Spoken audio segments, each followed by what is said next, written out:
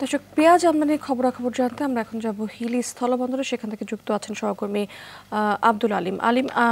পেঁয়াজ আমদানির তৎপরতা কেমন দেখতে পাচ্ছেন এখানে?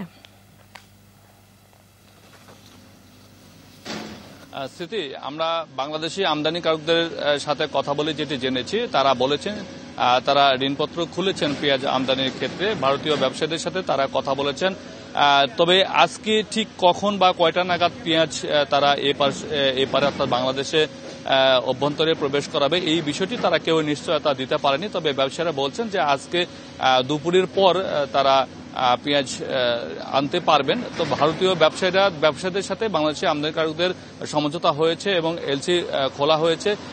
আপনাকে জানাই, সেটি হচ্ছে 250 থেকে $275 পেঁয়াজগুলো আমদানি করা হচ্ছে। সেক্ষেত্রে বাংলাদেশে অভ্যন্তরে পেঁয়াজগুলো প্রবেশ করবে 24 থেকে 25 টাকা দরে। খুচরা বাজারে হয়তো 29 বা 30 টাকা বিক্রি হতে পারে, এমন আভাস আমরা পেয়েছি। তবে এখন পর্যন্ত নিশ্চিত নয় কত টন পেঁয়াজ আজকে প্রবেশ করবে। তবে পেঁয়াজ প্রবেশ করবে বা বাংলাদেশের অভ্যন্তরে আসবে এমন খবরটা আমরা জেনেছি। ব্যবসায়ীরা আমাদেরকে বলেছেন। ভারতের ব্যবসায়ীদের সাথেও আমরা যোগাযোগের চেষ্টা করছি। কত টন পেঁয়াজ দেবে এই বিষয়গুলো আমরা পরবর্তীতে হয়তো বিস্তারিত জানাতে পারবো। স্মৃতি।